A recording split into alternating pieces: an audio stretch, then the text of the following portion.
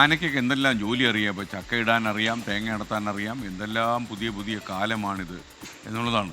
ആനയ്ക്ക് ആനയ്ക്ക് ദാരിദ്ര്യമാണെന്ന് എനിക്ക് തോന്നുന്നു. നല്ല ഭക്ഷണം ഉണ്ടെങ്കിൽ ആന ഈ ചക്ക ഇടാൻ നിൽക്കില്ലല്ലോ, വലിയ മെനക്കെട്ട പരിപാടിയില്ലേ. വയനാട്ടിൽ നിന്ന് സുർജിത്ത് അയ്യപ്പത്ത് ഈ ആനയുടെ കഥയുമായി നമുക്കൊപ്പം ചേരുകയാണ്. സുർജിത്ത്, ഈ ചക്കയിടുന്ന ആന അവിടെ മാത്രമേ ഉള്ളൂ? ഇത് നീലഗിരിയിലാണ് SKN. ആന വരുന്നു, പ്ലാവിൽ കയറുന്നു, ചക്കയിടുന്നു, തിന്നുന്നു, പോകുന്നു. അതാണ് കാഴ്ച. എന്തായാലും ഗൂഡല്ലൂരിലാണ് ഈ ആനയുടെ ശല്യം രൂക്ഷമായിരിക്കുന്നത്. പല മേഖലയിലും കാട്ടാന ശല്യമുണ്ട്. തൊറപ്പള്ളി, കുനിയിൽ, മാക്കാമൂല, അള്ളൂർവയൽ തുടങ്ങിയ മേഖലയിലെല്ലാം തന്നെ കാട്ടാനകൾ വലിയ രീതിയിൽ ഭീതി പരത്തുന്ന വിധം ശല്യമുണ്ട്.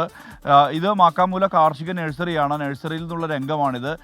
ഒരാൾ അത് ദൃശ്യം പകർത്തുന്നുണ്ട്. അപ്പോൾ നായ്ക്കളുണ്ട്. ഇതിനിടയിലേക്കാണ് ആന കടന്നു വരുന്നത്. കാട്ടാന കടന്നു വന്ന് നേരെ വന്ന് പ്ലാവിൽ കയറി അത് ചക്ക ഇടുകയാണ്. ചക്ക ഇട്ട ശേഷം അത് അവിടെ വെച്ച് തന്നെ തിന്ന് അത് കടന്നു പോകുന്ന ഒരു ദൃശ്യമാണ് പുറത്തു വന്നിട്ടുള്ളത്. നിരന്തരം കാട്ടാനകൾ ഈ മേഖലയിലുണ്ട്. ഇപ്പോൾ കാർഷിക നഴ്സറിയിൽ തന്നെ വലിയ രീതിയിലുള്ള നാശനഷ്ടം വരുത്തി വെച്ചിട്ടുണ്ട്. പ്രത്യേകിച്ച് കൃഷി സാധനങ്ങളെല്ലാം തന്നെ ഉള്ള ചെടികളും മറ്റും എല്ലാം ഉള്ള ഒരു പ്രദേശമാണ്. അതെല്ലാം തന്നെ ചവിട്ടി മെതിച്ചാണ് കാട്ടാനകൾ കടന്നു പോകുന്നത്. ഇത് ഒറ്റപ്പെട്ട അനുഭവമല്ല. പ്രദേശം തോട്ടങ്ങൾ ഉൾപ്പെടെ നിറഞ്ഞ മേഖലയാണ്. വനത്തോട് ചേർന്ന് കിടക്കുന്ന പല പ്രദേശങ്ങളും ഈ ഗുഡല്ലൂരിനോട് ചേർന്നുള്ള മേഖലയിലുണ്ട്. പ്രത്യേകിച്ച് ഈ മുതുമല ടൈഗർ റിസർവിൻ്റെ ഭാഗമായി കിടക്കുന്ന, അതിനോട് ചേർന്ന് കിടക്കുന്ന ജനവാസ കേന്ദ്രങ്ങളാണ്. അതുകൊണ്ട് തന്നെയാണ് വന്യമൃഗ ശല്യം രൂക്ഷമാകുന്ന ഒരു സ്ഥിതിയുള്ളത്. നിരന്തരം കാട്ടാനകൾ മാത്രമല്ല മറ്റ് വന്യമൃഗങ്ങളും പുലിയും കരടിയും കടുവയും എല്ലാം തന്നെ ഇറങ്ങുന്ന ഒരു സാഹചര്യമുണ്ട്. ഇതിനിടയിലാണ് ഈ ഒരു ദൃശ്യം കൂടി പുറത്തു വന്നിട്ടുള്ളത്. എന്തായാലും ആന ചക്കയിട്ട് കടന്നു പോയിട്ടുണ്ട് എന്നുള്ളത് തന്നെയാണ് നമുക്ക് കാണാൻ കഴിയുന്നതും. SKN.